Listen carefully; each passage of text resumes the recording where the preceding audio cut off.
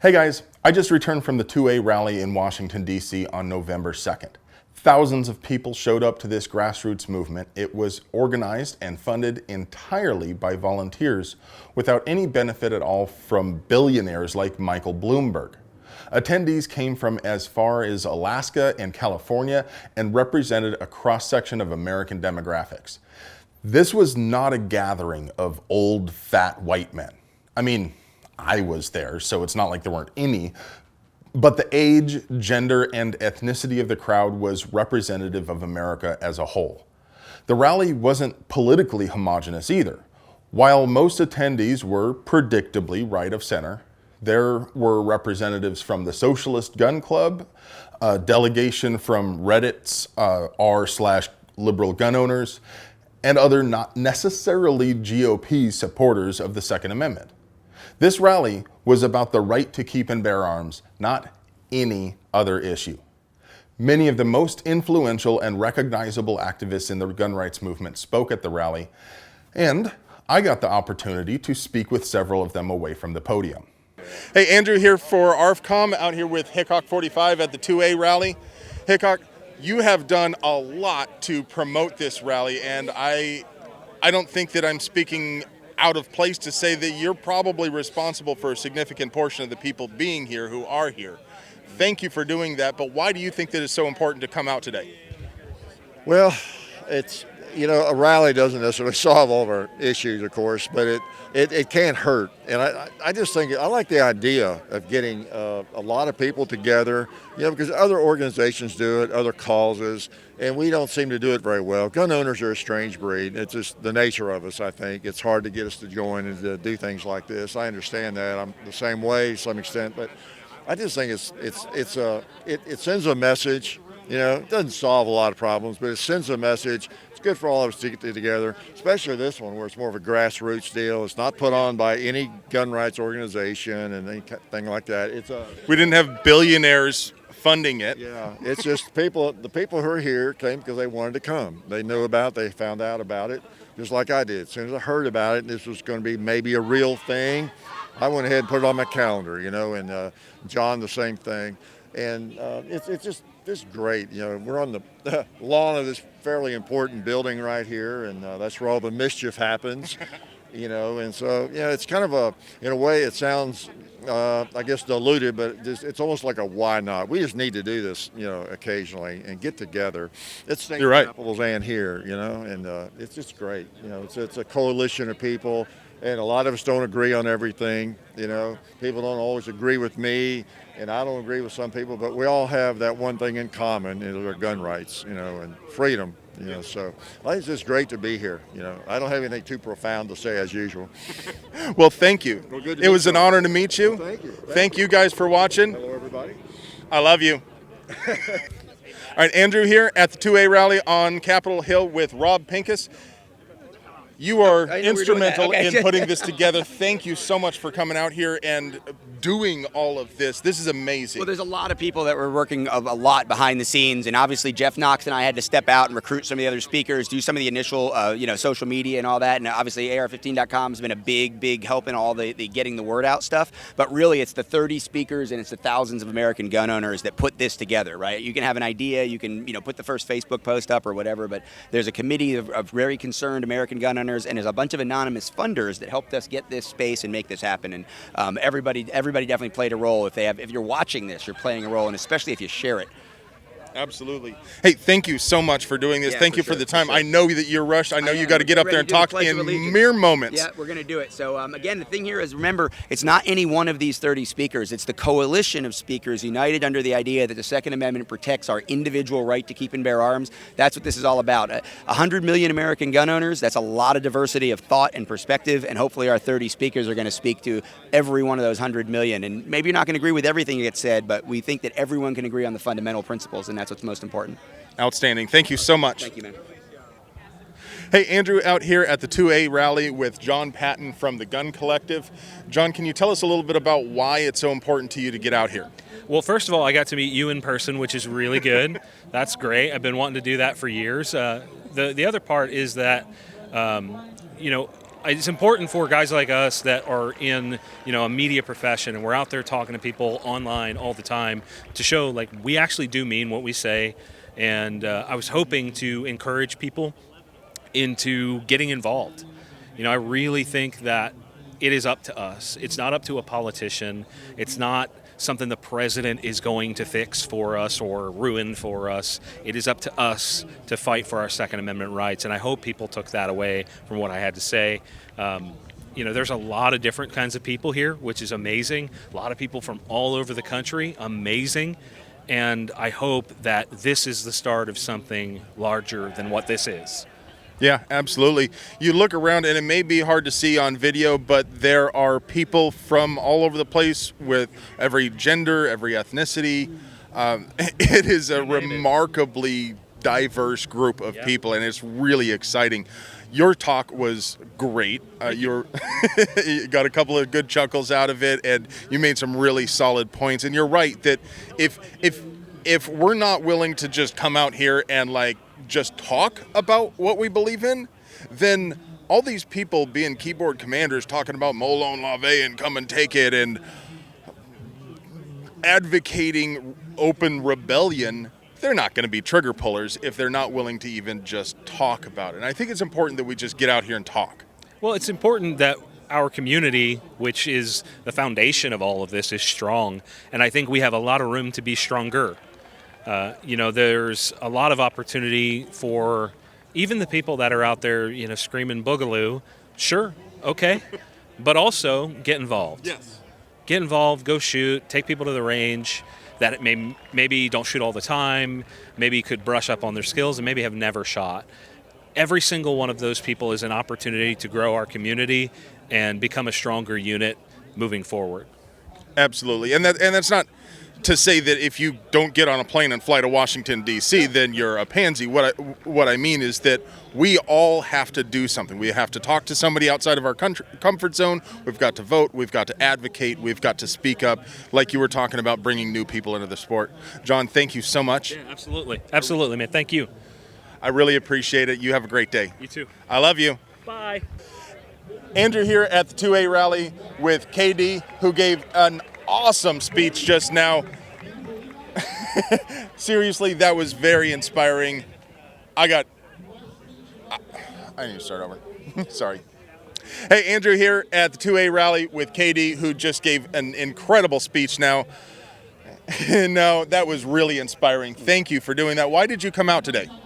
I came out to be with you. I came out to be with them. I came out to be part of the talk. The biggest thing was making sure that I bring what I bring and use everything I do as an example as everybody else did, right? So getting off social media and getting out and being active. Stop allowing different things that pull us away from the subject of freedom, your views on abortion, your views on politics or whatever, and make sure I'm bringing my messages as a small piece to the big puzzle to make sure everybody understands freedom and how we can unite in the process. Absolutely. Yeah. Thank you so much for what you're doing. This is amazing. I expected there to be a fair amount of people, but I did not expect to be such a wide range of people. To be honest, I expected to see a lot of old, fat, white guys who look like me. And I'm Just big bones. I'm really happy to see that there are a lot of females out here. There's all kinds of people out here, and it is really exciting to see how many people care enough to fly all the way across the country to stand up for what they believe in. Is there anything else you want to say? Yeah, so let me say, come here. I need to be, okay, there we go. Don't stop rubbing my butt, man. Just come here. Let me get the mic. Okay, so what? No, you hold it. I'm going to hold your hand. We're together. You see this? Oh, he's so sweet. I like him. All right, so this right here, in all seriousness, is what scares people that want to strip your freedom away. All right, it's the comfort with each other. It's the standing next to each other. It's the laughing together. It's the communicating together. It's having fun together. It's having a cigar together. Because once we talk, we can settle any differences. We can agree to disagree. We can still keep our eyes on a big prize. We have allowed we the people to be controlled by them, the government, when that's not the way it's supposed to be constructed. So what I would like to tell people is this. Make your rooms, make your conversations look different than they normally do. no matter what they look like. And just understand this, man, and no matter what you want to do, you should want to be free. And make sure that you understand that we the people, despite our differences, despite the history, it's not about where we come from, it's about where we're going. And once you understand that we the people control them the government, we can truly have the free, diverse America that we've all been praying for. That's what I got to say. Amen. Thank you. Give me a hug. There we go, brother. Good, man. That was great. Thank you very much. Thank you, guys. There were a great number of truly inspiring speakers, and obviously we can't fit them all into one video. So if you'd like to see everything, there will be a playlist link in the description. Alternatively, if this video is just a bit too long for you and you want to see what your favorite speaker had to say, you can use that playlist to find just the speech from your crush. In the meantime, here are a few of my favorite speeches. Patriots! Oh, come on. Y'all can do better than that. Patriots! Wait a minute. I heard you, but I don't think they heard you. Patriots! I see a lot of my brothers and my sisters have shown up here in D.C. today to stand up for our rights. We're a diverse group of patriots here who care deeply about our republic and about the rights guaranteed to us by the Constitution. One of the most fundamental rights is that of self-preservation. As Americans, our right to self-preservation is expressed through our Second Amendment. It's important that our government remember just how important that right is and to reaffirm it. And that's what we're doing here today, is sending them a reminder. Firearms are not just for hunting, like the opponents of freedom would have you believe. Firearms owned by citizens are the tools of a free people. They're the great equalizer against both outside enemies seeking to conquer us or a government that turns tyrannical. For years, clever wordsmiths who want to take away our firearms have continuously and carefully crafted frightening and false terms such as assault weapons to scare people away. To scare people away from owning guns, and they've worked to pass more laws to infringe on our rights day by day. We've allowed these people to undermine our sovereignty and our security in the name of perceived safety. The illusion of safety is nothing more than a wolf in sheep's clothing. Like Benjamin Franklin said, those who would give up essential liberty to purchase a little temporary safety deserve neither liberty nor safety. And we the people are tired of giving up our liberty.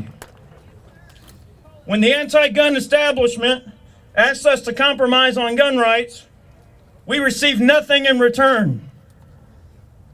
Lately, this style of politics has been the norm on the Hill. Politicians from both sides have engaged and worked to reduce, even our outright destroy our rights systematically. To preserve our rights and freedoms, we're forced to pick a political side and hope for the best. Sometimes we still lose. The side we pick doesn't always end up being on our side completely. We have to roll the dice. Anyone who disagrees with giving up these liberties are falsely labeled domestic terrorists. Our founding fathers were viewed the same way. The principles and values that made this country great are passed off as antiquated. And who needs any of these old-fashioned ideas and freedom, they say. It's time to move on, they say. And in many ways, we've lost our way as a nation. It's the part where I turn the page. Thank you. We've fallen into the deadly traps of complacency and political correctness. We've allowed those who dislike us to divide us by race and class, when all Americans should be united when it comes to preserving the Second Amendment and advancing liberty. We've lost our fire and our courage, and we've allowed weak people with pen and paper to legislate away our core values and our way of life. It's a tough pill to swallow, but many Americans have been persuaded to reject the truth and instead substitute an emotional response. Emotions should never be used to drive politics and policy. Despite all their hard work to steal our freedoms, we're still a great nation, and we have accomplished much. Despite all their work done to steal our freedoms, hard times built this nation, and I'm afraid more hardship will follow us to defend our way of life. We're presently engaged in a cold war of censorship and suppression as the anti-gunners seek to restrict us in every way they can. Our voices are being substituted by false news. While there are many forces working against us, I'd like to propose a couple of solutions, if you'll allow me. Number one, thank you. Number one, a finite sunset on all gun laws. Make Congress work and use data to back up whether laws need to be passed again or whether they need to go away for good. A great example is the sunset of the 1994 assault weapons ban. Yes! The data released proved that the ban had very little to no effect on crime. That data proves that we need finite sunset on all gun laws.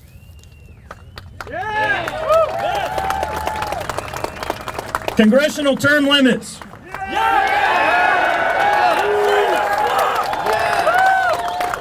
No more career politicians sucking us dry and passing law after law just to get reelected. Politics have become a ladder that many want to climb to achieve success, wealth, and status. These politicians have lost touch with the needs of the people.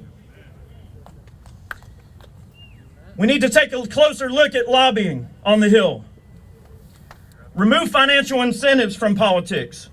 Our rights should no longer be a bargaining chip that's gladly tossed around to the whims and wishes of a corrupt political elite.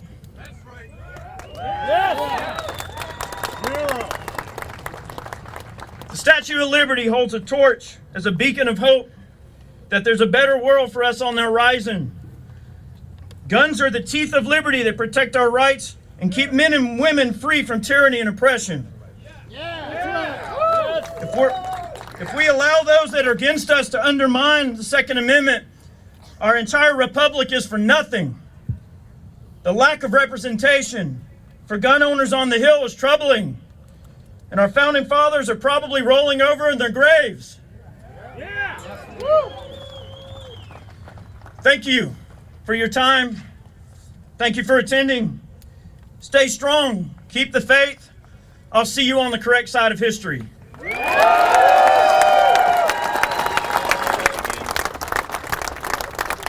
The driving force behind this rally was coalition. Coalition under some simple ideas. Maybe you agree with this idea. I very rarely write things down, but I wrote some of this down. No more restrictions. Very simple. Say it with me. No more restrictions. No more restrictions. Not one more restriction on types of firearms, variants of firearms, individual firearms. Not one more restriction on a class of ammunition, caliber, or type of bullet. No restrictions on a single accessory, tool, or book related to firearms. No more limits on my collection, nor any restrictions on the frequency with which I can add to my collection. We will no longer tolerate the slow encroachment upon our right to keep and bear arms. I talked about coalition. For years, the piecemeal banning of items and restricting of our rights has served to divide law-abiding American gun owners. We've been divided into various factions. These factions have struggled over limited resources, and many of us have only acted when our own individual priorities were going to be affected. That time has ended. Let this Second Amendment rally, the coalition of people with different perspectives under the Second Amendment, be the end of that. We'll still have our disagreements in the details, but this rally has been purchased by the time and effort by individual gun owners of America. Hunters, sport shooters, firearms collectors, police officers, self-defense advocates. And if your intention, whoever you are that's listening, is to take away our guns, come and take them all at once. United we stand. Yes, sir. The time for division has ended. If it's your goal, whoever you are, to take our guns away, face us as a group in the legislative halls and courtrooms of this country. Be open and honest about your intention to deprive American citizens of a constitutional right, an American tradition, a recreational activity, and our private property. and the means to protect ourselves and those that we care about. No more restrictions. No more restrictions. No more restrictions. What's up? We're gonna get straight to it. I'm gonna make it awkward for a couple of minutes. And I'm gonna make it very honest for a couple of minutes. So this place that we're at right now has been famous for a very, very famous speech. Anybody know who that's by? Dr. Martin Luther King. And I'm a fan of the OG. I love him, his commitment to the community. One, he had an arsenal that nobody wants to talk about, right? But his death is proof of commitment to the cause. More so than everybody standing right here right now. Okay? But I'm also a fan of somebody else that never got the chance to speak at this great nation's capital. Malcolm X. Malcolm X had an amazing speech called The Ballad of the Bullet. I'm going to give you all a couple of excerpts, and I'm going to say how that 50, 60 year ago speech still rings true today, okay? A ballot is like a bullet. You don't throw your ballots until you see a target. And if that target is not within your reach, you keep your ballot in your pocket. Now, we are here right now today to exercise our voice, our choice, our ability to say we have a framework called the Constitution. We have human rights codified in the Bill of Rights under natural law that is not given to us by government.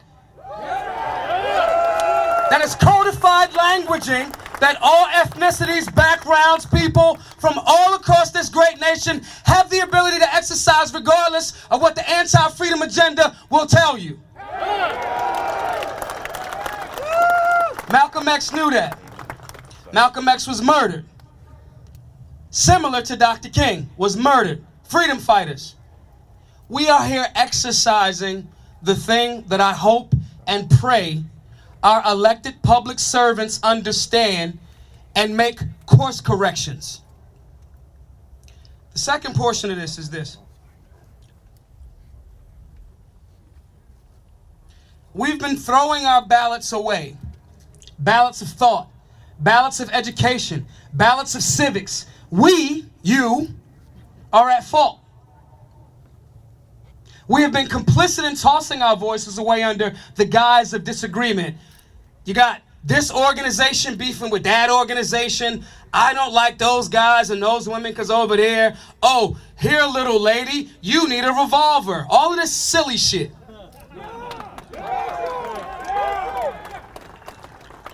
Our opposition exploits that. The extent that we continue to do these irresponsible moves is the extent that we make room for the second option. Bullets. Don't. Let me tell y'all something real quick. The founding fathers to this nation understood that they was potentially going to be hung for high treason. War is bloody. War is a potential solution, but you, your countrymen and women, some of your loved ones will die if we are not utilizing our ballots and our voices and our choices to galvanize our people, Americans, to self-correct. So when you scream and clap at war, understand that revolutions are bloody.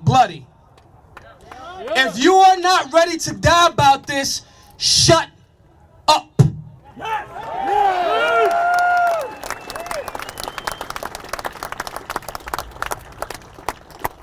In this crowd, there's shooters, freedom fighters, patriots, women and men who are willing to kill and die for liberty.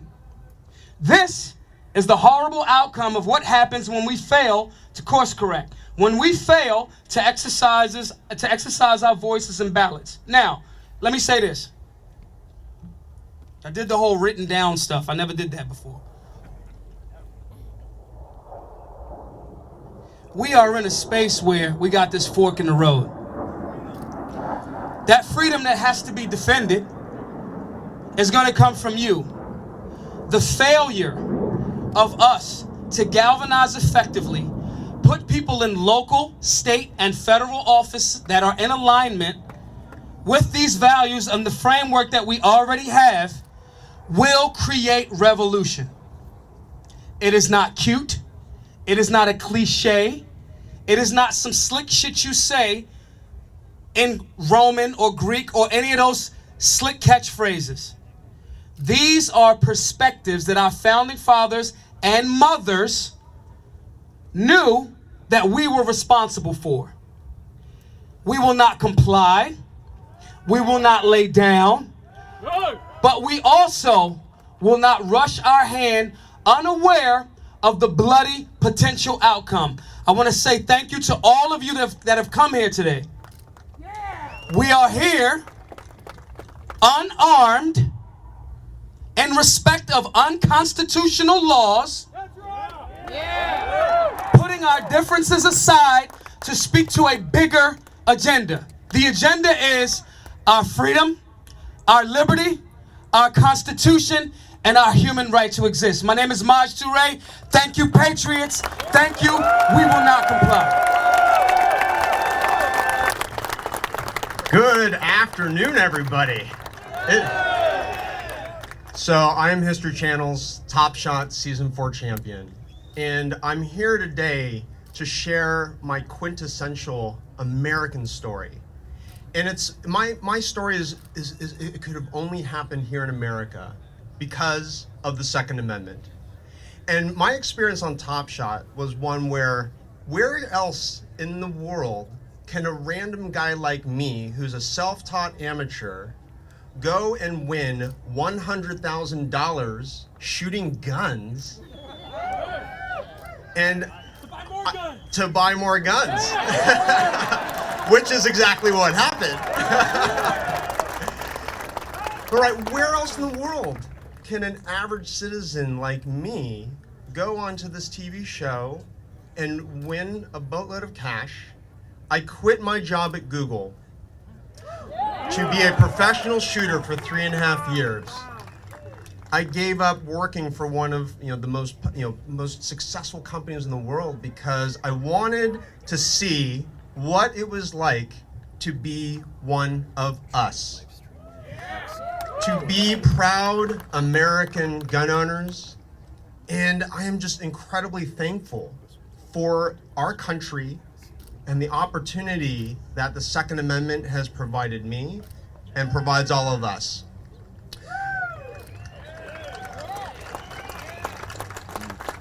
I want to touch upon another deeply personal part of my background, which is I'm a member of the LGBT community, and if you don't know what that is, I'm gay. So just gonna put it out there. And what's been so electrifying for me to be a gay guy in the gun community is that nobody here cares that I'm gay.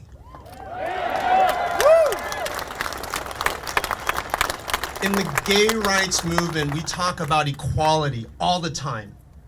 And for me, what does equality mean? It means that I am treated exactly the same as everybody else, that I am not special, and that the firearms community has treated me like an equal, and that I'm not special because I'm gay. It is really irrelevant, and that has been such an amazing experience. And one thing that I want to share with everybody about the LGBT community is our involvement in pride parades and rallies like this. And it is us being present and being out as gay people, and here we are being out as gun owners. And the parallel for me is that nobody walking down the street looking at me will know that I'm either gay or a gun owner. And so that's why we are here today as proud gun owners, and be visible, and we have to be loud, and we have to be proud.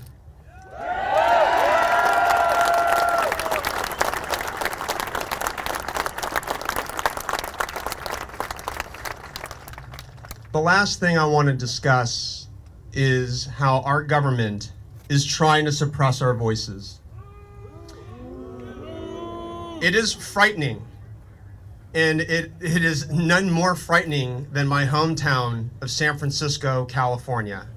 A few months ago, the San Francisco Board of Supervisors passed a resolution declaring the NRA a domestic terrorist organization. In an incredibly reckless and irresponsible decision by my local city government. And with that resolution, right, when you apply the label terrorist to any group, and I took that very personally, that my local government is trying to call me a terrorist. We've got a terrorist out in the crowd.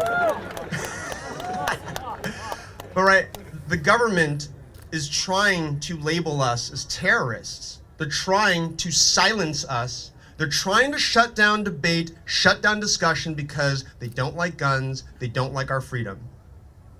And it is incredibly important and impactful that we are here today to tell the government that we are 2A. I want you to join me. We are 2A. We are 2A. We are 2A. We are 2A.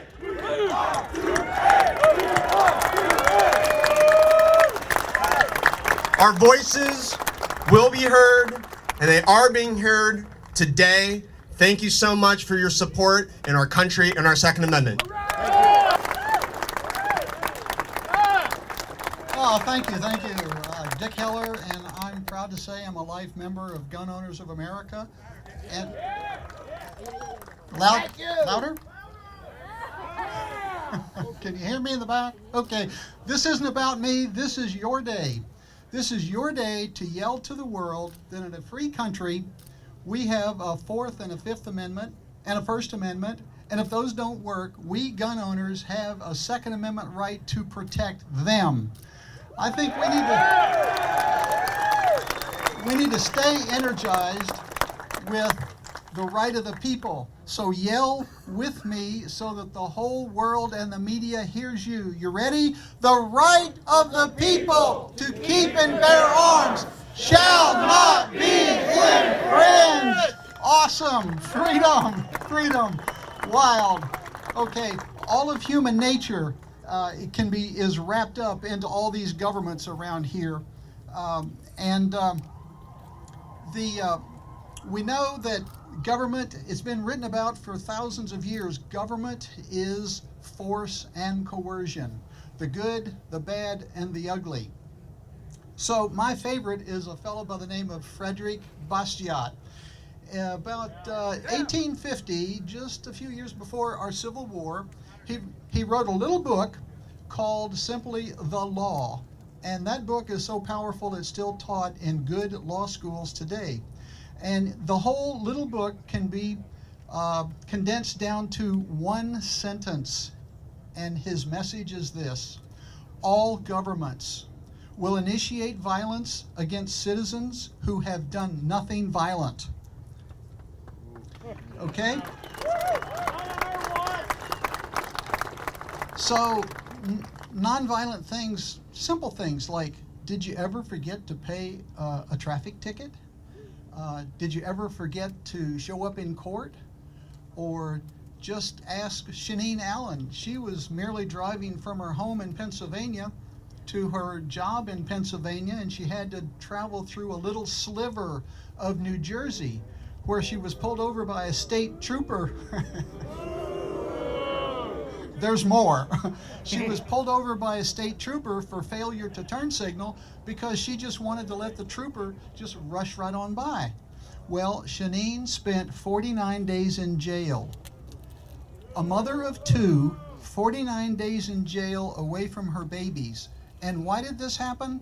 This happened because the New Jersey legislature are made up of people who made a conscious decision to ignore the Second Amendment. Or just ask a fellow by the name of Mark Meckler, who was co-founder of the Tea Party. He properly placed his firearms lockbox on the airport counter, check-in counter at LaGuardia Airport in New Jersey, and where they are trained to yell, "Oh, he's got a gun!"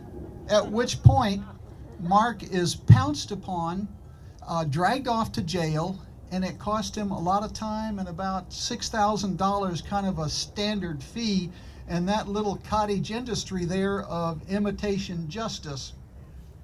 And they were halfway decent about it. They sealed his records so that Mark Meckler did not lose his Second Amendment rights, but the corrupt system, they kept his guns. Okay? Or just ask, what's his name? Gary Willis, a 61-year-old innocent person. Ask Gary Willis if we could. An irate relative made, using the new Maryland red flag laws, made a prank call so that, full disclosure, I'm still a cop, active duty, and the cops violated Gary's privacy of his home at, get this, 5:17 a.m. Okay? So, to pick a line from The Lone Survivor, you are never out of the fight. Why? Because all governments will initiate violence against its citizens who have done nothing wrong. Do we have time to re-energize again with the right of the people? Yell it so the world hears you. The right of the people to keep and bear arms shall not be infringed. Thank you. Thank you, everybody. The common phrase, "you don't know what you have until you lose it," was a little bit different for me. I didn't know what I was missing until I found it, the Second Amendment. Yes, you heard well. I felt like I found a treasure. I was thrilled to emigrate to a country that provided awesome opportunities for my success. But the idea to own and bear arms to protect myself, to continue practicing my sport, to even fight against a tyrannical government or dictatorship for that matter, that was the icing on the cake. You see, I was born in Venezuela, a country where the right to own and bear arms does not exist. Hence, the government, when they saw it fit, they started imposing gun control laws. And that was to control gun violence. And that sounds similar because that's their favorite excuse. And let me tell you something. While crime continues to rise to levels never seen in Venezuela, Venezuelans are still waiting for criminals to follow the gun control laws. As absurd as it sounds, people accept gun control law ideas because gun-grabbing politicians convince them that people cannot control their emotions, that people are not intelligent enough to learn, that people are not responsible beings, because of course they are above all of us, right? But last but not least, they convince people that the government will protect them. Most, if not all, citizens disagree with these generalized statements. However, they end up accepting because having the government protecting them seems appealing. That is how citizens, through gun control, unmindfully submit to the government's force. Fellow citizens, please hear me well. I am talking to you as an American, as a parent, as a daughter, family member, friend, spouse, neighbor, and student. A well-regulated militia being necessary to the security of a free state, the right to own and bear arms shall not be infringed.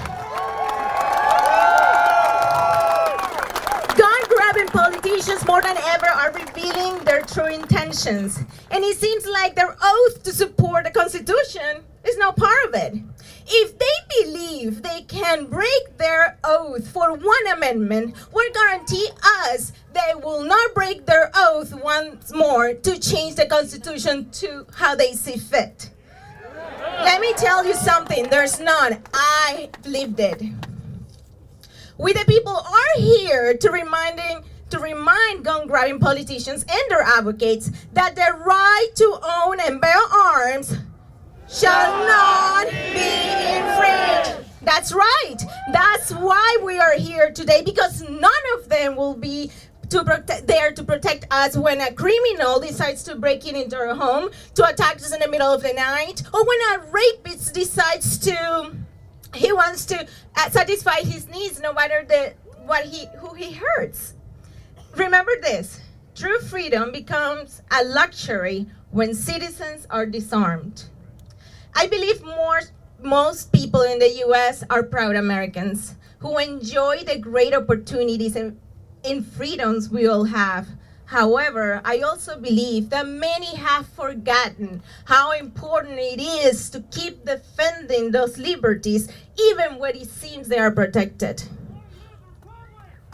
Yes, sir.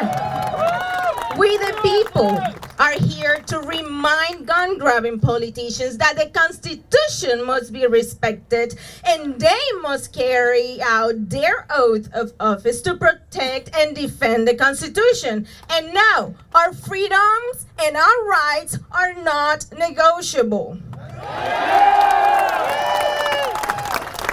Friends, let me make something very clear. I'm not here to warning you about what control can do to our country. I'm here to telling you I'm with you right now, ready to defend our Constitution, because I'm not willing to let these people prevent all of us. Sorry, it's emotional.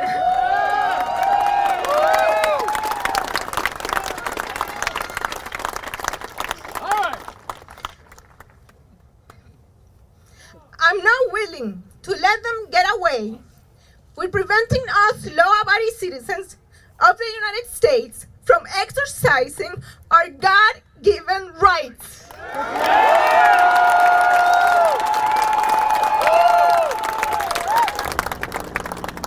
Thank you all. It is great to see you out here. I really appreciate it.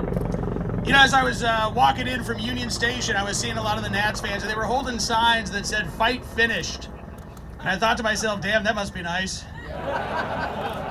Because our fight is not finished. I don't know what your plans are for Sunday. I'll be going home tonight. I live in Virginia. Tomorrow I will be campaigning and volunteering to help ensure that we don't lose our Second Amendment majority in the state legislature, or else next week New Jersey and Virginia are going to have a lot more in common than being located on the East Coast. The fights that we face right now are so real, but the broad support that our right to keep and bear arms enjoys is real as well. Just look around you. When you talk to the people who are next to you, how many of them are from a different state? I've talked with folks from Hawaii, New Hampshire represent, live free or die state, California, Washington state. It is amazing to see people from all around the country here, and you all are the leaders in your communities.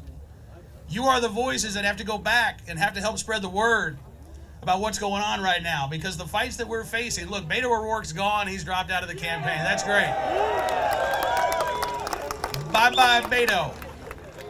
Here's the thing. Is there any candidate right now running as a Democrat for president in 2020 that you look at their gun platform and you say, yeah, that's good, I like that? No! They're all just as bad as Beto. And unfortunately, we know that this is a nonpartisan issue. There are Republicans that are just as bad as Beto as well. There are Democrats that agree with me, a conservative, on the Second Amendment. And I love it when I see that, because the right to keep and bear arms is not a right of middle-aged white guys with potbellies and beards. It is a right of all Americans.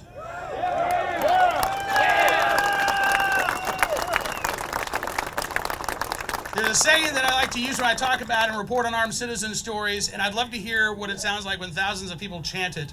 So if you would help me out here, I'm going to say self-defense. Would you say it's a human right? Yeah. Self-defense. It's a human right. God, that sounds good. Self-defense. It's a human right. Self-defense. It's a human right. It is a human right. It is a right of the right. It is a right of the left. It is a right of the muddled middle. It is a right of the white. It is a right of the minorities. It is a right of all human beings to protect and defend themselves. And the people who put this framework of government together more than 200 years ago, they knew that the right to keep and bear arms was the most fundamental, important way to protect that right of self-defense. We have too many people right now who, as Dan said, want to take guns away under the guise of public safety. We have other Americans who do mean well. They really don't want to take everybody's guns away. But the result would be a massive disarmament of legal, law-abiding American gun owners. Those are the folks that we have to try to reach out to. And sometimes the arguments that we like to make shall not be infringed. It doesn't matter to them. Some of those folks might not see the Constitution as anything other than an old piece of paper that's tucked away in a building down the block. So how do we reach those folks? I think we can reach them on their level. Talking about the Democrats running for president. Every single one of them is running as a criminal justice reform champion. That's great. That's fantastic. But you can't call yourself a criminal justice reform champion if you want to imprison millions of people who are currently exercising a constitutional right.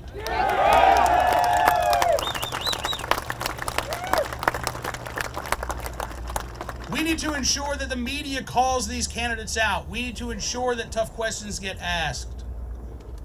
And we're going to have to work hard because the media wants to cover for a lot of these candidates. But here's the thing.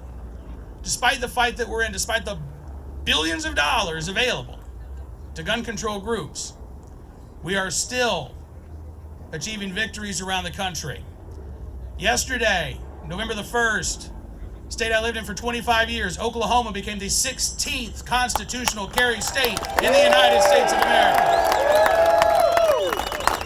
There are now twice as many states that say, you're a legal gun owner? You don't need a permission slip from the government to bear arms. You don't have a permission slip from the government to keep arms. Twice as many states that recognize your right to carry without a permit as restrictive issue states like New Jersey or Maryland, California, New York. The right to carry revolution is continuing, and we are winning. Do you realize not one state in the union has ever repealed a shall issue right to carry law? Not one state has ever gone back and said, boy, constitutional carry was a mistake. Closest state with right to carry? With constitutional carry? Now you're going to put my geography to work here. Let's see, that'd be New Hampshire and Vermont? West Virginia, thank you very much. See, I can't even keep track of it. That's how much winning we're doing at the state level. But again, this doesn't happen magically.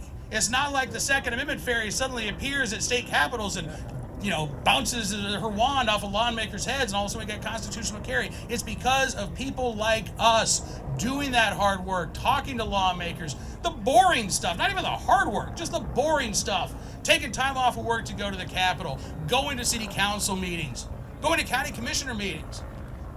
The other side is doing that work, I can tell you, each and every day. We need to be doing that work as well, and when we do, again, we win. So we can disagree, as Rob said, on some of the specific issues. I've had conversations about red flag laws. I don't like them, but I've had conversations with people who I know are Second Amendment supporters who say, well, let's talk about this. I may agree with them 90% of the time. And you know what? I'll work with them 90% of the time to advance our common goals and our common interests. We cannot be divided. If we do not, where's that join or die sign I saw flying earlier? If we do not join together despite some of our minor differences, our rights will die. And I don't know about you, but I don't want it to happen on our watch. So thank you for being here. Thank you for standing up for the right to keep and bear arms.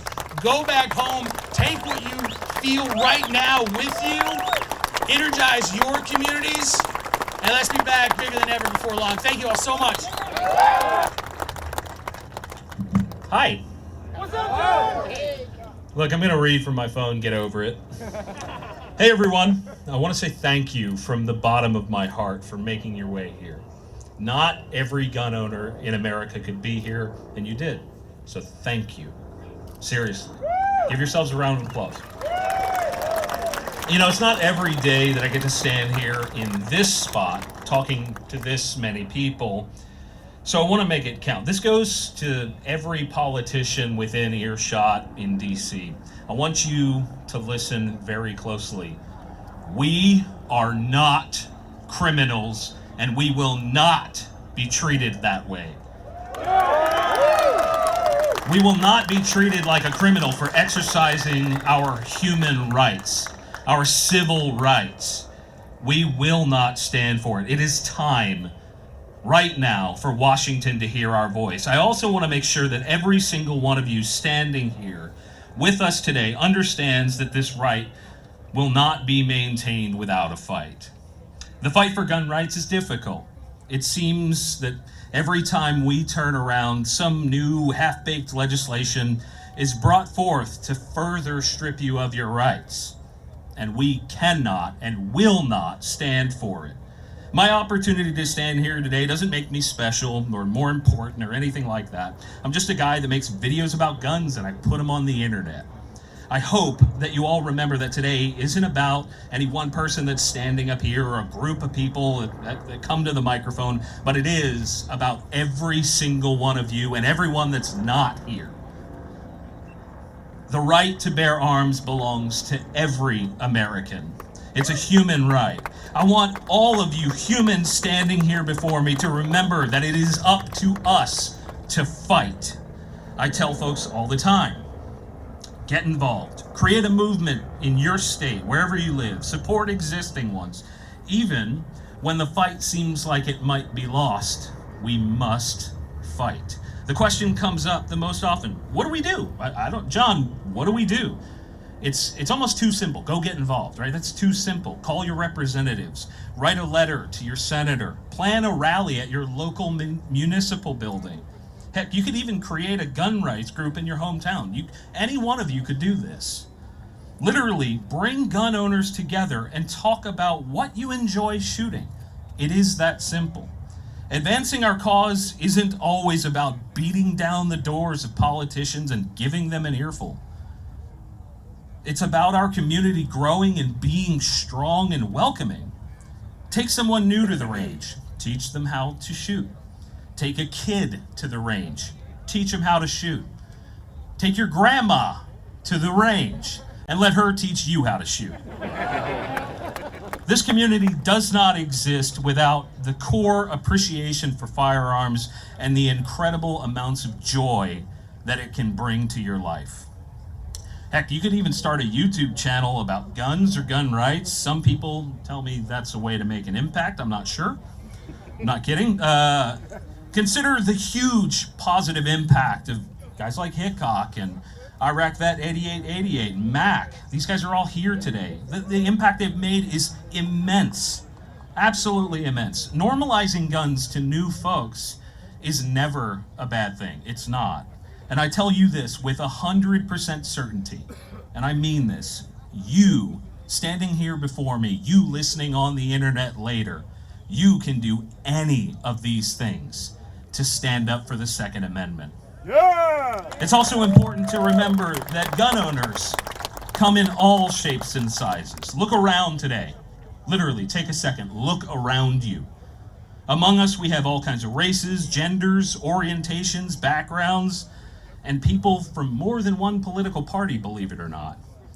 Despite all of these differences, despite disagreements that may exist, we have come together to stand for our human right, our civil right to bear arms. The right to bear arms, the right to possess and use a gun, the right to defend ourselves against tyranny is all covered under the Second Amendment. And today we make that loud and clear, that the Second Amendment belongs to all of us, and we will not let it be taken from us. We will fight. One more time. We will not comply. We will not comply! My name is John Patton. Thank you. All right, what's up, y'all? Everybody good? All right, cool. So I'm gonna start this off. Now, look, I'm gonna say some things that make y'all uncomfortable. We have a real conversation today? Yeah! All right, cool. So right now, I'm gonna tell y'all I'm the most victimized man in Washington, D.C. First of all, I'm from St. Louis. All right? That means I'm a Cardinals fan. All right? But we just got swept by these same people. I need to stand up here and give a speech to y'all while I'm looking at these Nationals celebrate their World Series. I'm a little salty today. All right? Shut your mouth. All right. That being said, guys, yeah, my name is Kevin Dix. Everybody calls me KD. So it's what I'm here to do is help inspire you guys. All right. Now, when I said I'm going to tell you some things that are uncomfortable, and I just need you to listen to me, right? If we had some cigars and some bourbon right now, we could talk about a lot of stuff, right? Yeah. Right? At the end of the night, still be brothers, everybody go home. Well, some of y'all go home, some of y'all fall asleep in alleys, or whatever you do, right? But we still get along. So here's something I've noticed, all right? I've been dealing in firearms for a while now, but when I started off with guns, that was in my neighborhood. I'm from inner city St. Louis, right? And so guns were used in a totally different aspect. Two people had guns. Cops and criminals, and that was about it, right? Nobody in between. But what I noticed is that from the same political promises I got from, alder people, mayors, whatever have you, it was, hey, we're gonna make the community better, we're gonna increase this, we're gonna increase that. But while they had me as a young man, 16, 17 years old, they also took the time to tell me something about all you guys. You know what they told me? You're a bunch of racist, gun owner, redneck, trailer park living, can't wait to hang me by my neck type people. Now, I'm a teenager, so I'm like, oh, this seems kind of strange because I still have my neck, but okay, whatever. All right, so what I noticed though, is that they are very, very good at causing a divide. Very good at it. You know what we suck at? And when I say we, I mean everybody here. We suck at listening. All right, so I want you to do me a favor, and I want you guys to all be honest because it's about learning today, all right? So we're gonna talk about what used to divide us, how it unites us, all right? Where's my timekeeper at? Right here, all right. So I want you guys to be very, very honest. Now, when I say this next date, and be honest, don't lie because we can't get to the truth if you guys are deceitful. When I say this date, I want you with everything in you to give me everything you got. 1776! Give it to me! Woo! One more time! 1776! My God, my God, my God. Who had some family members fighting back then? Who can trace their lineage? Look at these hands go up, all right? Who respects that history? Who respects what their people did for them? Love it. And that's the honesty I wanted. Now I want you to continue it. You with me? 1921. That's what I'm talking about. You see that? 1921, so let's be honest about something. Now, before I get started, guys, a lot of people like to use what I say and say that I'm a victim, and this is my statement to that. Try to make me a victim and see how I respond. Don't get my words twisted and don't get my actions twisted. You can get that work, all right? Now, that being said, understand this. In 1776, that is a date we should respect. I'm just as excited as you, right? Matter of fact, one could argue we should be doing more to respect it, right? We wouldn't be standing here if it wasn't for that date. Those great men that died, those people that fought, we wouldn't be here. I wouldn't be here. You wouldn't be here, right? Cool. In 1776, understand something, and this is where they're good at being divisive and we are not good at listening. In 1776, it is factual. People that looked like me were property. I was no different than those chairs, cell phones, cameras. Take it how you want. It's the flat out truth. It's not about being emotional. It's just the truth. It's the way things were. All right. But one of the reasons this country stood up in 1776 is important because we were tired of being the victims of tyranny, correct? Yep. Frustrated with it, being taxed to death, telling what we can and can't own, where we can and can't live, right? Frustrating. So people fought back and they were free. Well, 1921, guys, Tulsa, Oklahoma, Black Wall Street. Okay? Black Wall Street was a peaceful community, and make the story short, because of a lie, and a flat out lie that is noted in history, that town, successful town, nicknamed Black Wall Street because of its success. It was an all black community. lawyers, doctors, school, everything. When somebody tells you that you can't fight, you go out, you build your own community, right? However, because of a lie, the white community around Tulsa and surrounding communities merged on Black Wall Street and killed 500 people in less than 24 hours. Not only did they kill them, the state police dropped kerosene bombs from the sky, okay? They murdered them. Even our military vets that were men of color stood proud in their front yards to say there is no way this mob will attack me and my family because I served my country. Wrong. Raped their family, murdered them, and burned their homes. So what I like to say is in 1776, America fought for its freedom from Britain. In 1921, I was still fighting for my freedom from America. Okay, and that is the truth. But now, how do we use what used to divide us to unite us? You didn't bomb Tulsa. I never wore a chain around my neck. You never whipped me. You pull out something and hit me, I'm gonna have a flashback. It's gonna hurt me. It's gonna be bad. All right? So it's not about blaming you or blaming me. It's not about that. But when it comes to the cultural fight and being honest with each other, what we need to recognize is this. Despite where we come from, that does not change where we can go. All right? So, no, hell with that. Y'all give me some more claps. What's wrong with y'all? All right? So what I like to say is this, guys. What I do is expose the truth. Now, how many people in this crowd know that part of the political selling is that men that look like me should not own guns? Right? Is that the truth? Men that look like me shouldn't own guns is part of the message. All right, and what I like to, when I'm talking to all these organizations that don't believe that guns are fair or guns should be owned, I'm a civil rights advocate. Guns are part of that fight, right? But one thing I noticed is I was like, hey guys, you know what? Where I come from, by their numbers, there's a mass shooting every single day. I am from the slums. There is no way. My slum looks just like your trailer park. Same difference, all right? I am from the slums. But we have people getting shot on the corner in droves every single damn day. Nobody ever came and cared, right? You get a couple of signs, put the gun downs, pick up the fist, things like that. However, I value everybody's child here the same way I value my children. I love you just like I love my family. So whatever happens to innocent Americans bothers me. So when I see imbeciles hurting our kids, it touches me in a special place, all right? Big of a dude as I am, it hits me, and it hits me hard.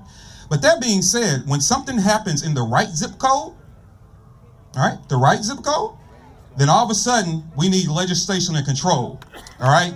We need laws. When it happens in my zip code, I get police in prison, right? So what I pointed out to them is, it's ironic that when it happens to a certain group of people, you convince them that all of a sudden we need national control. But when it happens to a group of people like me, you say, well, let the animals kill each other. So that's where they're weak, and that's what we need to attack. Yeah. I don't think any of you are gonna call me an animal. I'm not gonna call you a racist or anything like that. So, that being said, my time is almost up. There's one thing I want you guys to remember, and I want you to freaking own this, all right? There is a man that stood right here that was mentioned earlier by the name of Dr. Martin Luther King Jr. He had a dream, and it's standing in front of you, all right? That is something to remember. The shirt that I have on says, my ancestors paid the price. I'm just a receipt, all right? Nobody's asking for exchange. Nobody's asking for refund. Freedom, guys, comes in all flavors. It comes in all appearances. It comes in all genders. But what we have to get better at is understanding that. So, I will end you with this. Gun control, at its inception, if you guys don't know, came around in the 1600s. That was before the birth of this nation. Gun control was started. It's just not cliche to say all gun control is racist. Gun control was started for people that look like me, flat out. It continues because of people that look like me. It just evolved to include people that look like most of this crowd. So now it just hates everybody equally, right? It just evolved. We need to take its evolution of hate and meet it with the evolution of truth, okay? That's what we need to do. So I'll leave you with this, and I want you guys to come along with me. Gun control is a lie, okay? It is. I want you to remember that. Gun control is a lie. We, this community, is the truth, despite any difference. So, gun control is a what? Lie. We are the what? Truth. All right, y'all ready? Yeah. Gun control is a lie. We are the truth. Gun control is a lie. We are the truth. Gun control is a lie. We are the truth. I'm K. ready, I'm out. All right, discrimination right here. Okay. Hickok45 here. More importantly, you all are here, and it took time, effort, and for some of you, a lot of effort and money, to get here. And I, for one, appreciate it. I know everybody does. So welcome, welcome. It's great to see everybody, all these patriots in one place. And of course, you know me, many of you, I've talked to most of you, I think. I even have designated a few of you to act like I'm saying something intelligent up here and maybe applaud once. But, yeah, there he is. But, I have a tendency to ramble, do I? Yeah, a lot, right? Not today. I wrote it down, so I'm out of here in a few minutes. So I want to be good and have respect for my fellow speakers, and better yet for you all. You've been here a long time. It's great that you're still here. So anyway, I don't know how profound anything I have to say will be, but it's great to be here. Great to see you all again here representing your communities, your family, your friends, and the gun owners who just couldn't make it, who really couldn't make it. They had to work, and it's too expensive for them to travel. There's some legitimate reasons for not getting here. So you're representing them as well, and yourself, of course, your community. But guess who else you're representing? It occurred to me. Well, you might not be aware of it, but there's a group of some fearless renegade types. They belong to an interesting gang a few years back, and you might recognize some of the names: James Madison, Thomas Jefferson, George Washington, John Adams, and they were quite a gang, and in a lot of ways we pay homage to them, and out of respect to them that we gather here. I really believe that. Yep, our founding fathers, imperfect like us, but brilliant, unlike me, very brilliant, and could see into the future. And we just, the amount of respect for those people that I have, and I know you do, is enormous. Too bad they're gone. Wouldn't it be great to have one of them up here, have all of them up here? James Madison talking about these issues right now.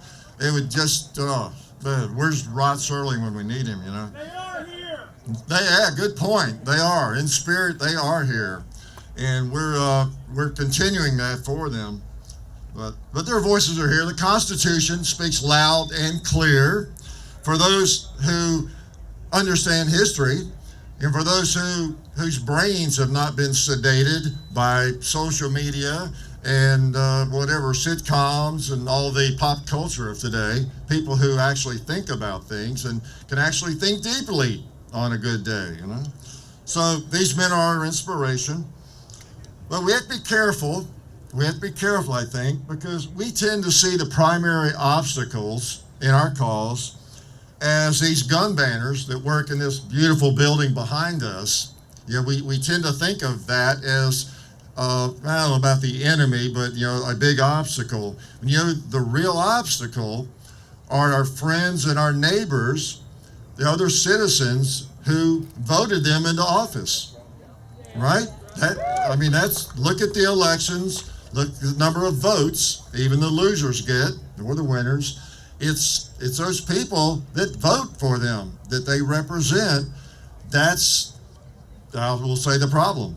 Those millions of neighbors that voted them in, the gun banners in. They know they're gun banners. They voted them in anyway, okay? Maybe because of that.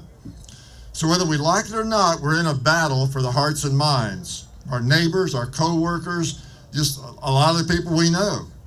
These people can actually determine whether we have even crazier, more oppressive gun laws. And as tough as it is sometimes, we've got to be the adults in the room, the calm, cool, collected ones who have the facts on our sides, as contrasted with the wild-eyed and the accusations we hear and the crazy claims we get from the emotional gun haters. We've got to keep our cool and use reason, common sense. The tempting reaction, of course, when we hear this crazy, this idiocy and this ignorance from the gun banners is to throw up our hands and just dare them to come and take them. It's tempting for all of us. Well, we hope it doesn't come to that. It could, but we hope it doesn't come to that.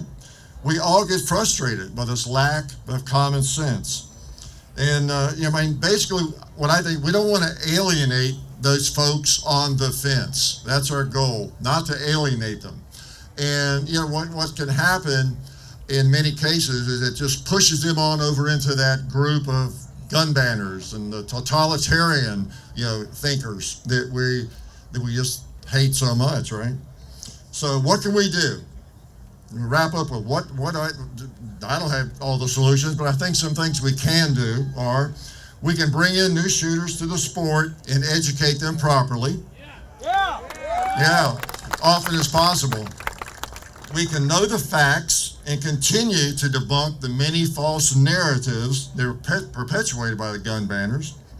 We can quit making fun of gamers, where millions of folks of all ages, you learn about these cool firearms that we all have, because that's where a lot of the folks, young folks and older folks, are learning about firearms and developing an interest. We can make sure we're setting a good example, being safe, responsible gun owners, just ourselves, in every single way we can. We can remain calm and civil when we find ourselves debating, firearms issues with those who disagree with us. We can keep our focus on the Second Amendment, separated from party politics and religion as much as possible. There's nothing good is going to come from alienating large groups of people out there who might think differently from us in some ways. Party, political party, religion, whatever it is. It should go without even saying everybody, regardless of religion, political party, race, gender, ethnic background, color, height, sexual orientation, weight, shoe size, IQ, whatever, is welcome in our big Bill of Rights party, Second Amendment party. Right?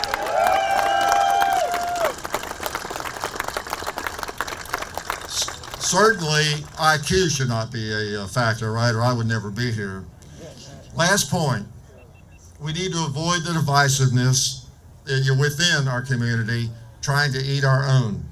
Some of us just cannot resist playing the I'm a better patriot than you game. It's kind of a game sometimes, and constantly being on the witch hunt for an infidel. They're out there, but we got to be careful not to be looking for them all the time or creating them. The last thing we need is anything that unnecessarily divides us. We're all in this together, basically. One of those gangsters I was talking about earlier kind of got it right when he said, we must indeed all hang together, or most assuredly, we shall all hang separately, right? Last thing, remember, the real rally, I'm not a good cheerleader, but the real rally is where? The voting booth, right? Let's all make sure we get there. Thank you all. Good to see y'all. I gotta lift this up so you guys can hear me. Okay. So, everybody hear me okay? Yeah! Good, because all gun control laws are illegal and unconstitutional. Our founding fathers never intended for us to follow unconstitutional laws any more than people in the military are required to follow an unconstitutional or illegal order. So, I just wanted to start things off so we're clear. Does everybody here agree? All gun control laws are illegal, unconstitutional? Say it for them so they can hear you. All gun control laws are illegal and unconstitutional. Thank you. Yes, repeal the NFA. I'll get there. Let's talk about the NFA. My grandmother, when she was born, God bless her soul, she didn't know what the NFA was. She was born before the NFA was enacted.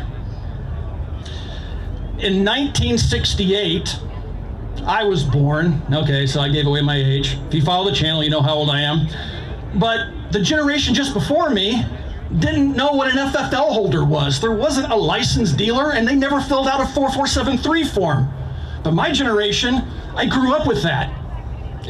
Since I've been able to buy a gun, I've had to fill out a 4473 form. And I'm jumping gun control laws here, but I'm trying to make a point. I'll get to that here in a second. So, In 1986, now this is my generation, I remember when this happened. In 1986, that's when Reagan signed the Hughes Amendment into law, banning the legal ownership of newly produced machine guns. See, now sometimes I think I'm alone when I say all gun control laws are illegal, but clearly I'm not in the minority. No.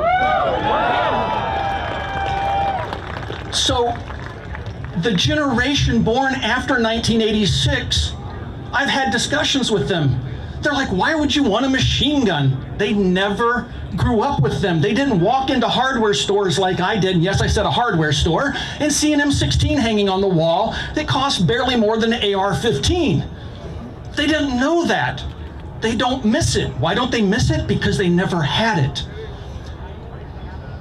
In I gotta get my dates right, 98, those of you standing here didn't have to ask permission from the FBI to buy a firearm. The NICS system, right? Somehow we didn't have, going back to our founding of our nation, we didn't have Columbines and things like that being reported in the media and everybody all crazy. So how do we get by without an NFA? How do we get by without the 86 machine gun ban? How do we get by without a NICS system? It's this incrementalism, people, that we're being sold. And this is something that is incumbent upon everybody here and everybody watching this. You cannot accept this incrementalism. When there's something bad that happens, you can't have a knee-jerk reaction and say, oh, we gotta pass a law, gonna fix it.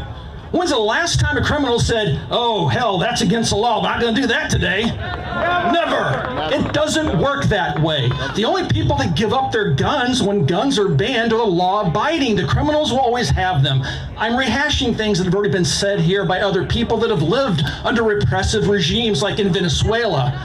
All right, we can't let that happen here, but that's what's happening through incrementalism. Today I stand before you as an unarmed man. Yes, Capitol Police, today I showed up without a gun, in case I'm in a crosshair somewhere, but there's a beautiful sign over there somewhere. There it is, we came unarmed this time. Look, folks, these representatives are supposed to represent us. They also took an oath of office, and that oath of office requires them to uphold and defend the Constitution. And any time that they stand before you and say, well, I can make you safer by passing another law, they're lying to you. It's a power grab and it has to stop. It's the incrementalism. It's death by 1,000 paper cuts. How we got here today, me standing here in front of the Capitol, the beacon of freedom around the world, and I can't be trusted with my Second Amendment rights while I'm giving you this speech. That's BS, and that's what we have to stop. And yeah, that's right.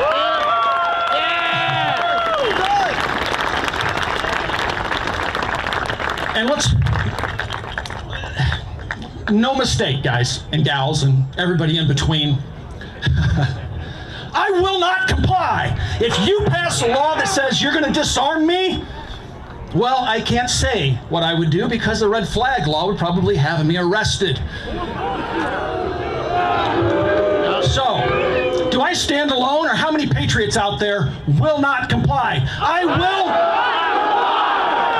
will not comply. You can take your gun control and stick it where the sun don't shine, because patriots aren't going to let it happen. Our founding fathers put the ultimate power of government in our hands, and that is enshrined in the Second Amendment. They didn't give us the right to keep and bear arms. They enshrined it to guarantee it, and it is not to be taken away by any politician. And if they try, it's our job, our obligation to remove them from office. Yes. I get wound up if they're watching me on a live stream. Anyway, guys and gals and everybody in between, I am the last speaker. But don't go anywhere. I want to thank everybody for coming out, because I understand that it took a great commitment and time, money, and effort for many of you to get here, taking time off work, lying to your boss, all the other things we had to do to get here. Thank you for coming out. There's something very important that we haven't done yet. And I want you to stick around for that because it's important. Everybody, thank you for your time. Thank you for coming out, standing here, listening to all these great speeches. And always remember, I don't care what you do, I won't comply. Now, like I said, we had to cut a lot of content. Everyone who spoke that day had an important and inspiring message, and everyone who attended is a true pipe hitter in the movement. That's not to say that everyone who can't afford the time or expense to fly to Washington is a blowhard pogue. The 2A rally is only one way to fight the soft war. Get out there and organize a rally in your hometown or state capital. Register voters, volunteer for your local chapter of the Citizens Defense League, talk with people who are different from you, and earnestly explain to them why rights are so important for all people in terms that are important to them. We are in a political knife fight, folks. There are enemies of the Constitution on both sides of the aisle, and if we don't all hang together, we will most assuredly all hang separately.